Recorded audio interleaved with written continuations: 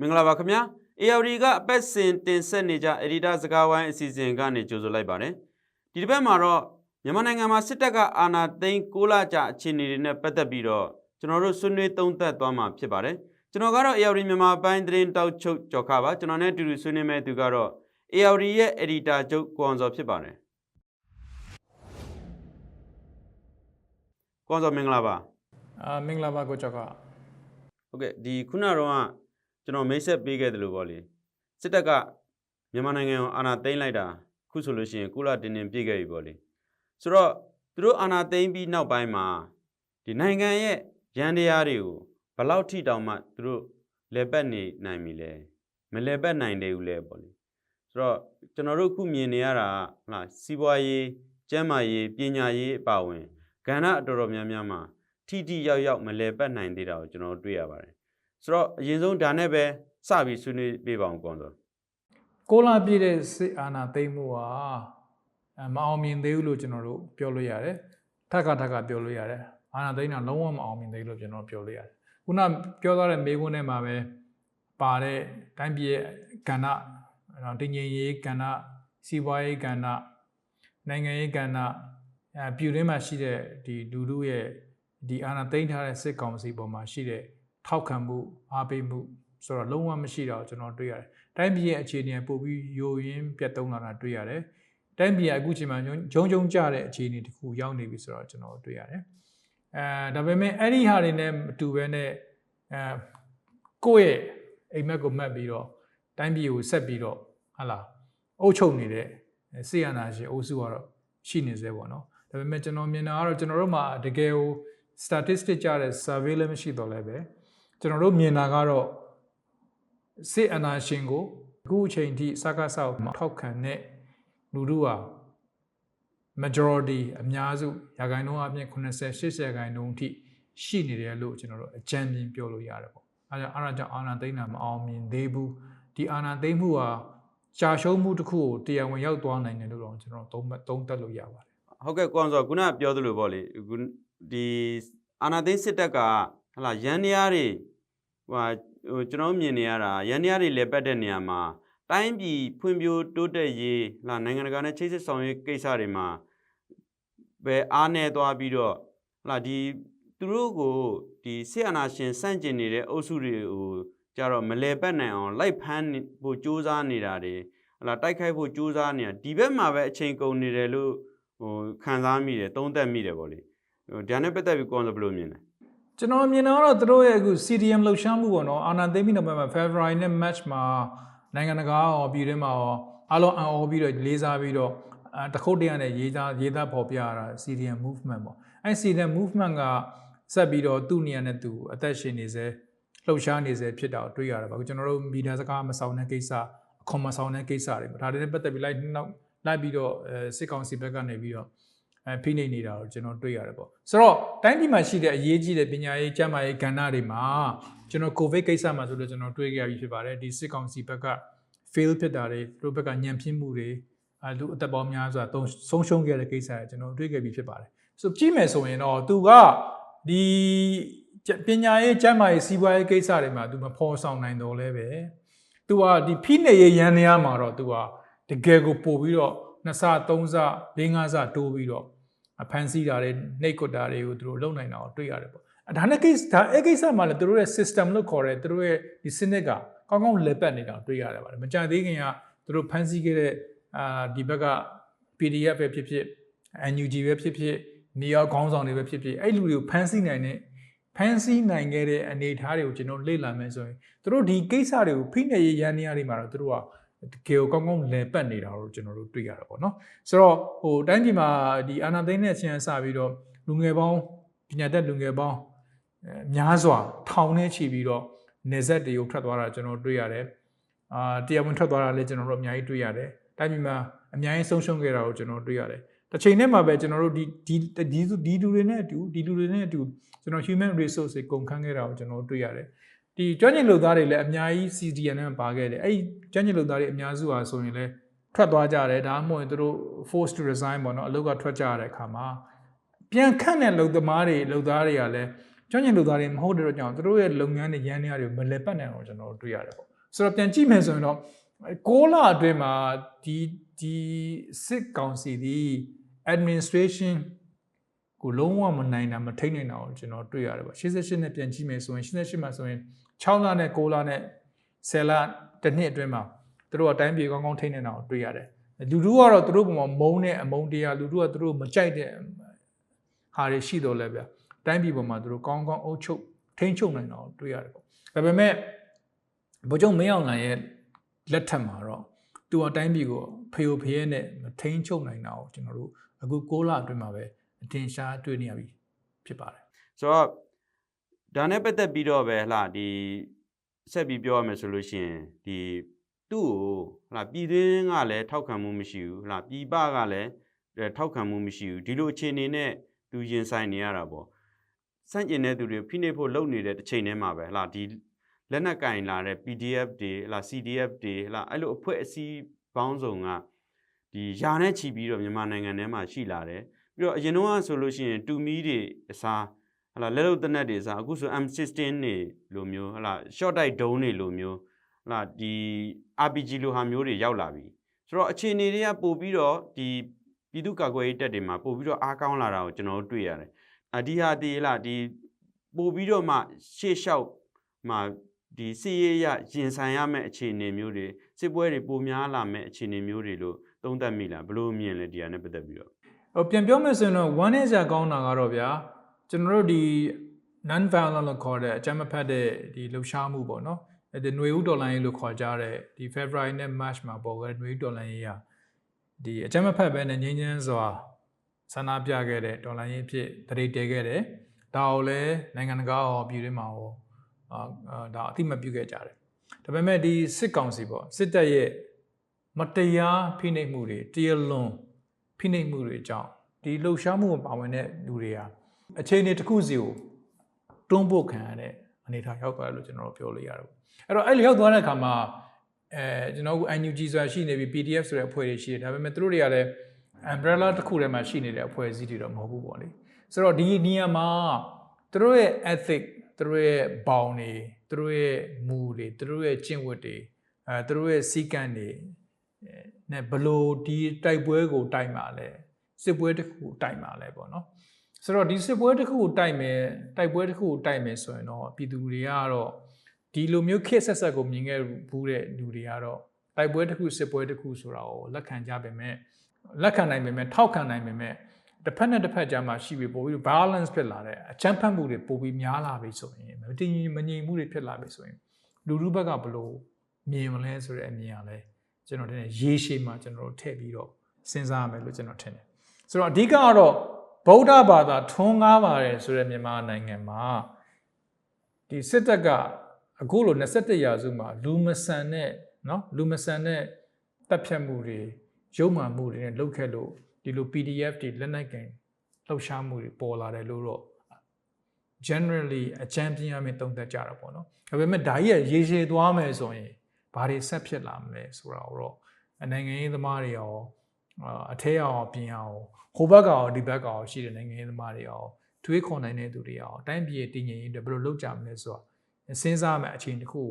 ရောက်လာမယ်လို့ကျွန်တော်ထင်တယ်အခုအချိန်ကတော့ကျွန်တော်ထင်တယ်ဒီစစ်ကောင်စီကိုမုန်းတီးတဲ့ degree ကအရန်ကိုများနေတဲ့အခါကျတော့ကျွန်တော်တို့တမိုင်းမှာတစ်ခါမှမမြင်ဘူးတဲ့လက်နက်ကန်လှုပ်ရှားမှုပေါ့နော်အမျိုးထဲမှာရောရွာမှာရောတစ်ခါမှကျွန်တော်တို့မတွေ့ခဲ့ဘူးသေးတဲ့အညာဒေသတွေမှာရောလက်နက်ကန်လှုပ်ရှားမှုတွေကပေါ်လာတာကိုတွေ့ရတယ် PDF တွေယာနဲ့ချီပေါ်လာတာတွေ့ရတယ်အရင်တော့တူမီကိုင်းတဲ့သူတွေကအခုဒီနေ့ဆိုရင် automatic rifle တွေကိုင်လာတာတွေ့ရတယ်ဒါတွေနဲ့ရလက်နက်နဲ့ရှိရလက်နက်နဲ့ရှိရ resource နဲ့အထက်ကပြန်ရတဲ့ resource နဲ့အကူအညီတွေနဲ့ဒီစစ်ကောင်စီကိုဒီစစ်တပ်ကိုသူတို့ခုခံမှုတိုက်ခိုက်ဖို့စ조사နေတာနေ့စဉ်လိုလိုတွေ့နေရတာဖြစ်ပါတယ်ဒါကမြန်မာသမိုင်းမှာအတော်ထူးခြားတဲ့ဖြစ်စဉ်တစ်ခုလှုပ်ရှားမှုတစ်ခုလို့ပဲကျွန်တော်တို့ပြောမှာပေါ့ခုနကိုအောင်စောပြောခဲ့တယ်လို့ပေါ့လေအာနာသိန်းစစ်ကောင်စီကိုပြည်တွင်းမှာထောက်ခံမှုတွေမရှိဘဲနဲ့လာနောက်ဆုံးလက်နက်ဆွဲကင်တော်လှန်မှုတွေကနေရာနှံ့ပြမှဖြစ်ပေါ်လာတဲ့အခြေအနေမျိုးတွေနဲ့ရင်ဆိုင်နေရတာပေါ့လေဒါအပြင်လာနိုင်ငံတကာမှာရောသူ့ကိုဘာကြောင့်ထောက်ခံမှုတွေမရှိတာလဲအခုပြီးခဲ့တဲ့ဒီအာဆီယံအစည်းအဝေးမှာဆိုလို့ရှိရင်လည်း သူတက်ခွင့်မရဘူးဟုတ်လားဒီ UN မှာဆိုလို့ရှိရင်လည်းလာနေရမရဘူးပေါ့ဆိုတော့အဲ့လိုမျိုးနိုင်ငံတကာမှာကဘာကြောင့်သူ့ကိုလက်မခံတာလဲပြီးတော့မြန်မာစစ်တပ်နဲ့ပတ်သက်လို့ရှိရင်အများရန်ရှေ့ကနေကာဘာပေးခဲ့တယ်ဆိုတော့အိန္ဒိနာချင်းနိုင်ငံကြီးဖြစ်တဲ့တရုတ်ကရောဘယ်လိုသဘောထားရှိလဲပေါ့ဒါနဲ့ပတ်သက်ပြီးတော့လဲသုံးသပ်ပေးပါအောင်ကောဆိုဟုတ်ကဲ့ကိုကျော်ကကျွန်တော်တို့မကြသေးခင်ကကျင်းပခဲ့တဲ့မကြသေးခင်ကျင်းပပြီးစီးခဲ့တဲ့အာဆီယံထိပ်သီးညီလာခံအာဆီယံထိပ်သီးညီလာခံကိုကြည့်မယ်ဆိုရင်ဒီတန်တမာရေးရာစစ်မျက်နှာမှာလည်းစကားစသည်ဒီစစ်ကောင်စီဒီအကြီးကျယ်ရှုံးခဲ့တော့ကျွန်တော်တွေ့ရတယ်ပေါ့နော်စစ်ကောင်စီကောင်းဆောင်ဗိုလ်ချုပ်မင်းအောင်လှိုင်ကိုမဖိတ်ခဲ့တဲ့ကိစ္စကစပြီးတော့ဒါပေမဲ့အဲ့ကိစ္စမှာဆိုရင်လည်းအဓိကအာဆီယံမဖိတ်ခဲ့ဘူးဆိုတော့ကျွန်တော်တို့ဆွေးနွေးခဲ့ပြီးသားဖြစ်ပါတယ်ဒီအာဏာသိမ်းမှုဒီအခြေခံဥပဒေကိုဖောက်ဖျက်ပြီးကျူးလွန်ပြီးတော့ကြော်လွန်ပြီးတော့သိမ်းခဲ့တာဖြစ်တဲ့အတွက်ကြောင့်မြန်မာနိုင်ငံကစစ်ကောင်းဆောင်ဒီသူတို့ပေးရမယ့်ခုံမှာထိုင်ဖို့မသင့်တော်တဲ့သူတယောက်အနေနဲ့တိုင်းပြည်မှာတရားမဝင်တဲ့သူတယောက်အနေနဲ့အဖြစ်တတ်မှတ်တဲ့အတွက်ကြောင့်မဖိတ်ခဲ့တာဖြစ်ပါတယ်ဒါပေမဲ့တစ်ချိန်တည်းမှာပဲကျွန်တော်တို့တွေ့ရတာပါလဲဆိုတော့တပတ်ထဲမှာပဲသူတို့အာဆီယံနဲ့ပတ်သက်ပြီးတော့မြန်မာစစ်ကောင်စီကနေပြီး statement တွေရောတိုင်းပြည်ကိုအတန်လွှင့်တာတွေကို9ကြိမ်နဲ့မနေ့လုပ်ခဲ့တာကိုကျွန်တော်တွေ့ရတယ်အဲ့ဒီ statement တွေမှာဆိုရင်လည်းပြောဆိုချက်တွေမှာဆိုရင်လည်း press release တွေမှာဆိုရင်လည်းသူတို့အာဆီယံရဲ့ဗြိဉ္ဉ်စာတမ်းကိုလေးစားဖို့ကိစ္စ non interference လို့ခေါ်တဲ့ဒီကြောင်းဝင်မစွတ်ဖက်ရေးကိစ္စကိုသူတို့အဓိကထားပြီးငင်းတာကိုပြောတာကိုတွေ့ရတယ်ပေါ့နော်တစ်ချိန်တည်းမှာပဲအာဆီယံနဲ့ပတ်သက်ပြီးသူတို့ collaborate လုပ်ပါမယ်ပူးပေါင်းဆောင်ရွက်ပါမယ်အာဆီယံရဲ့အချက်၅ချက်ကိုသူတို့ဝိုင်းပြီးတော့ပူးပေါင်းဆောင်ရွက်မယ်ဆိုတာသူတို့ပြောခဲ့တယ်ပေါ့ဒါပေမဲ့ကျွန်တော်ထင်တယ်အဲ့ဂျာနှစ်ခုထဲမှာလွဲနေလို့ကျွန်တော်ထင်တယ်အာဆီယံကအဓိကမြန်မာကို member တစ်ခုအနေနဲ့ member နိုင်ငံတစ်ခုအနေနဲ့သူတို့သတ်မှတ်နေစေဖြစ်တယ်ဒါပေမဲ့အခုအချိန်မှာ legality ဘိုင်းမှာတရားဝင်မှုဘိုင်းနဲ့ပတ်သက်ပြီးတော့ဗိုလ်ချုပ်ကြီးမင်းအောင်လှိုင်မဖိတ်ခဲ့တာပဲဖြစ်ပါတယ်မြန်မာဒီအာဆီယံ member ဖြစ်နေသေးတာဖြစ်ပါတယ်ဆိုတော့ဒီကိစ္စတွေမှာမြန်မာဘက်ကအစာမကြေဘူးဆိုတာကသူတို့ရဲ့လိုချင်နေတဲ့ legitimacy လို့ခေါ်တဲ့တရားဝင်မှုနိုင်ငံကအသိအမှတ်ပြုမှုအကြီးအကျယ်လိုချင်နေတယ်ဆိုတော့ကျွန်တော်တို့မြင်ရတယ်အခုအာဆီယံ chair ကိုယူမယ်ဘရူနိုင်းကနေယူမယ်ကမ္ဘောဒီးယားဆိုရင်လေဒီနောက်နှစ်မှာကျင်းပမယ်ဒီအာဆီယံပွဲတွေမှာရောအာဆီယံ chair ယူတဲ့တက်တန်းကာလမှာမြန်မာကိုဆက်ပြီးတော့pressure ပေးမယ် PR ပေးမယ်ဆိုတာမျိုးတွေကျွန်တော်တို့စပြီးကြားပြီပေါ့နော်ပြောချင်တာကတော့လွန်ခဲ့တဲ့ဒီ civilian government လို့ခေါ်တဲ့အရပ်သားအစိုးရတက်လာတဲ့အချိန်ကစပြီးလွန်ခဲ့တဲ့10နှစ်အတွင်းမှာအာဆီယံဒီမြန်မာကိုနွေးနွေးထွေးထွေးနဲ့နားလည်မှုအများကြီးပေးပြီးတော့ဆက်ဆံခဲ့တာကိုကျွန်တော်တွေ့ရတယ်เนาะဒါပေမဲ့အခုအာဏာသိမ်းပြီးတဲ့အချိန်ကစမြန်မာဟာ prior လို့ခေါ်လို့ရတဲ့အလေလွင်းဘဝကိုဂလေးကချီဘဝကိုခွေးလေခွေးလင်းဘဝကိုအခုရောက်သွားတော့ကျွန်တော်ဒီအာဏာသိမ်းမှုရဲ့အကျိုးဆက်လို့ကျွန်တော်တို့ပြောလို့ရတာပေါ့နော်နောက်တစ်ခုစိတ်ဝင်စားဖို့ကောင်းတာကျွန်တော်တရုတ်ကိစ္စကိုမေးထားလို့မရအောင်တရုတ်ကဒီအာဆီယံဆုံးဖြတ်ချက်နဲ့ပတ်သက်ပြီးငြိမ်နေတာကိုကျွန်တော်တွေ့တာငြိမ်နေတယ်ဆိုရဲဆိုတာဒီအာဆီယံဆုံးဖြတ်ချက်ကိုတရုတ်ကသဘောတူတယ်လို့ကျွန်တော်သုံးသပ်လို့ရတယ်ပေါ့နော်တရုတ်ကဒီအာဆီယံပဲဖြစ်ဖြစ် US ပဲဖြစ်ဖြစ် EU ပဲဖြစ်ဖြစ်အနောက်နိုင်ငံတွေကအရင်တုန်းကမြန်မာနဲ့ပတ်သက်ပြီးတော့ဝေဖန်တာတွေပြောဆိုတာရှိခဲ့ပြီဆိုရင်တရုတ်ကမြန်မာဘက်ကနေလိုက်ပြီးပြောတာကိုကျွန်တော်တို့အများနဲ့တွေ့ကြရတာဖြစ်ပါတယ်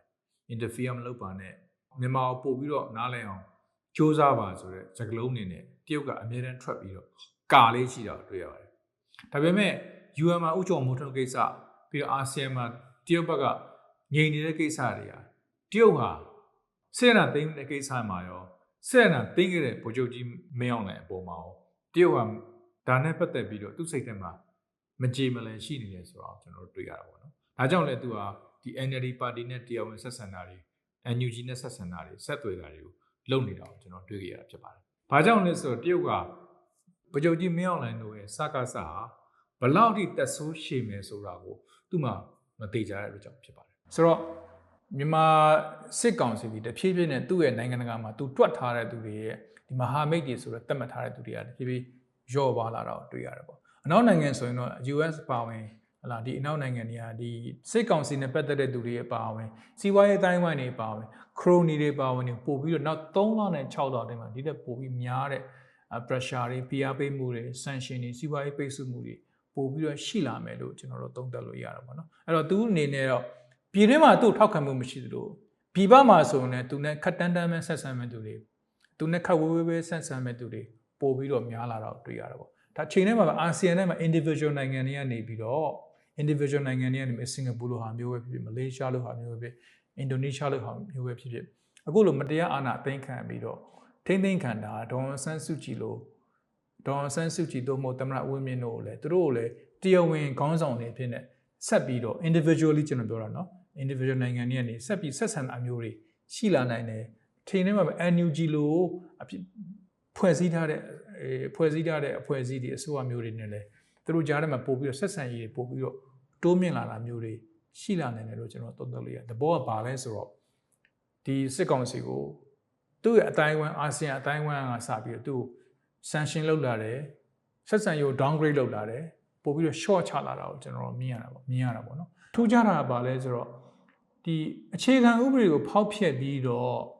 အာဏာသိမ်းခဲ့တာဆိုရင်အာဆီယံနိုင်ငံတချို့ကမြင်တာဒါ high treason လို့ခေါ်တဲ့နိုင်ငံတော်ပုံကံမှုလို့သူတို့ဘက်ကသုံးသက်တဲ့ဆုံးဖြတ်တဲ့ဟာမျိုးတွေအာဆီယံအစိုးရတချို့မှာရှိတယ်လို့ကျွန်တော်တို့နားလည်ထားပါတယ်ဟုတ်ကဲ့အခုဆိုလို့ရှိရင်လားဒီပြည်တွင်းပြည်ပမှာလည်းထောက်ခံမှုမရှိဘူးတရားတွေနဲ့ဒီအာဏာသိမ်းစစ်ကောင်စီကရင်ဆိုင်နေရပြီပေါ့လေဆိုတော့ပြည်တွင်းထဲမှာဆိုလို့ရှိရင်လည်းကျွန်တော်ပြန်ကြည့်မယ်ဆိုလို့ရှိရင်ဟလာဒီလှုပ်ရှားမှုတွေကမျိုးရှိတယ်အဲ့ထဲမှာမှခုနလိုအကြမ်းမဖက်အာဏာဖီဆိုင်ရေးလှုပ်ရှားမှုတွေလားနောက်ဒီလက်နက်ဆွဲကင်တော်လှန်မှုတွေပေါ့ဒါမျိုးတွေရှိတာ哦ဆိုတော့ဒီရက်ပိုင်းမှာဆိုရင်ဒီလှုပ်ရှားမှုတစ်ခုဖြစ်တဲ့ဒီမီတာကမဆောင်ဘူးပေါ့လေအဲ့ဒီဟာတွေကိုဒီအာဏာသိမ်းဒီစစ်ကောင်စီဘက်ကနေပြီးတော့လာမီတာဟိုလျှက်စစ်မီတာကားတွေအတင်းအာဓမ္မဆောင်ခိုင်းတာရှိတယ်မဆောင်ဘူးဆိုလို့ရှိရင်နေအိမ်အလိုက်ရက်ကွက်အလိုက်တွေကိုမီးလိုက်ဖြတ်နေတာကိုကျွန်တော်တွေ့ရတယ်ဒီလိုဖိနှိပ်မှုတွေပို့ပြီးတော့လှုပ်ဆောင်လာမယ်ဆိုလို့ရှိရင်လာဒီအကြမ်းမဖက်လှုပ်ရှားမှုတွေကပို့ပြီးတော့နည်းသွားမလားများလာမလားဒါမှမဟုတ်ရင်လည်းလက်နက်ကင်တိုက်ခိုက်မှုတွေဘက်ကိုပို့ပြီးတော့များလာမလားဒါနဲ့ပတ်သက်ပြီးတော့လည်းသုံးသပ်ပေးပါဦးကွန်ဆိုຫນွေဦးတော်လိုင်းကြီးကအကြမ်းမဖက်ငြိမ်းချမ်းစွာဆန္ဒပြတော်လိုင်းကြီးဖြစ်နေလှုပ်ရှားမှုတစ်ခုအနေနဲ့စတင်ခဲ့တော့လည်းပဲဒီနေ့ကျွန်တော်တို့မြင်နေရတာနေ့စဉ်နှီးပါလောက်ဘုံခွဲတာတွေ မိုင်းဆွဲတာတွေပို့ပြီးအရှိန်မြင့်လာတဲ့ PDF တွေရဲ့လှုပ်ရှားမှုတွေassassination လုပ်တာတွေတုတ်ချန်တပ်ဖြတ်တာတွေတစ်ဖက်နော်ဟိုဘက်က Pew Sortie ဟိုဘက်ကစစ်တပ်ဒီဘက်က PDF အဖွဲ့ပေါင်းများစွာရာနဲ့ချီတဲ့ PDF တွေနိုင်ငံနဲ့အဝန်းပေါ့နော်ဒါမျိုးတွေကကျွန်တော်တို့လွန်ခဲ့တဲ့နှစ်ပေါင်း3-50ရာမတွေ့ကြရတဲ့မြင်ကွင်းတွေသတင်းတွေအချက်လက်တွေဖြစ်ပါတယ်ဆိုတော့ကိုကျော်ခမေးခဲ့သလို non violent ဖြစ်တဲ့ struggle ကနေကျွန်တော်တို့တကယ် violent ဖြစ်တဲ့ armed struggle တခုသွားနေပြီလားဆိုတော့စိတ်မကောင်းစွာနဲ့ပြောမှဆိုရင်အဲ့ဒီအနေထားအဲ့ဒီအသွင်ပြုံကျွန်တော်ရောက်သွားပြီလို့ကျွန်တော်ပြောရတာပါအဲ့တော့ non violent ဖြစ်တဲ့ space ကပို့ပြီးတော့ space ကပို့ပြီးတော့ကျင်းလာတာပေါ့အဲ့ space ကိုကျင်းလာတဲ့မြတ်ဒီတစ်ဖက်က armed resistant တွေတစ်ဖက်တိုက်ခိုက်မှုတွေကပို့ပြီးတော့အားကောင်းလာတာကိုကျွန်တော်တို့တွေ့နေရတာပေါ့နော်ဆိုတော့ဒါလည်းခုနပြောတဲ့ကျွန်တော်တို့ကဆွေးနွေးခဲ့တဲ့6လပြည့်ကို6လပြည့်တဲ့ဒီအာဏာသိမ်းမှုကိုကျွန်တော်တို့ပြန်ဆွေးနွေးမယ်ဆိုရင်တော့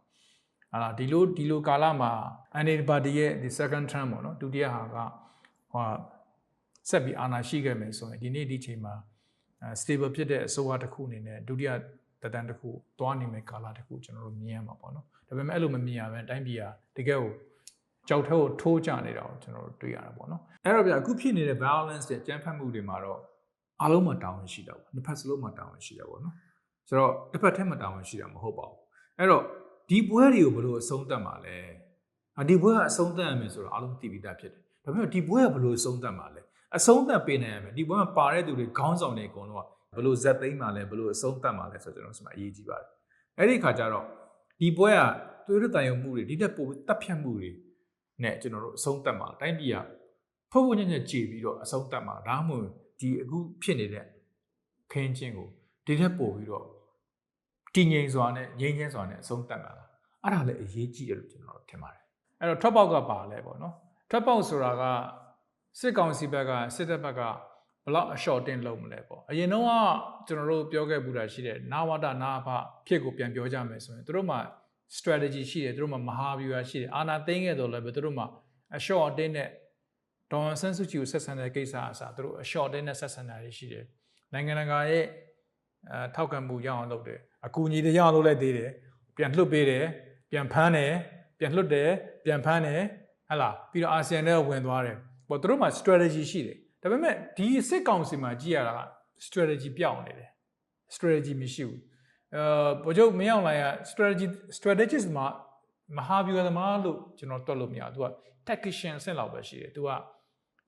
နေးဗျူဟာလောက်နဲ့ပဲသူကစားတာပဲရှိတယ်တကယ်တော့သူမှာ strategy မရှိဘူးစစ်ကောင်စီတကူလုံးမှာ strategy မရှိဘူးလားသူအာဆီယံဆက်ဆံတဲ့ကိစ္စမှာရောပြည်တွင်းမှာရှိတဲ့ CDM ဆက်ဆံတဲ့ကိစ္စမှာရောဟလာအခု PDF ကိစ္စမှာရော NUG ကိစ္စမှာရောဟလာဒါဒီမှာသူ့မှာ strategy မရှိလို့တိုင်းပြည်ကကျွန်တော်တို့ပို့ပြီးတော့ဆိုးရတဲ့အခြေအနေတခုရောက်သွားနိုင်တာပေါ့နော်အဲ့တော့သူကလည်းထွက်ပေါက်တစ်ခုရှိရမယ်ဒီဘက်ကလည်းအခင်းချင်းတစ်ခုဘလို့ဖန်တီးပေးနိုင်မလဲအဲ့ဒါအခုအသစ်ခန့်တဲ့ UN special envoy ကရောဒီလိုအခင်းချင်းမှာဘယ်လိုဝင်ပြီးတော့သူကစားနိုင်မလဲပေါ့နော်ဒါတွေကလိုအပ်တဲ့အတွက်ကျင်တာအခင်းချင်းတစ်ခုဖန်တီးပေးဖို့လိုတာပေါ့နော်ဘာတမ်းပြအရန်နာသွားပြီတမ်းပြအရန်နာနေတဲ့အနေအထားတစ်ခုရောက်သွားပြီလို့ကျွန်တော်တို့မြင်ရတာပေါ့ဟုတ်ကဲ့ကိုအောင်စောကျေးဇူးတင်ပါတယ်ကျေးဇူးပါပဲကိုကျော်က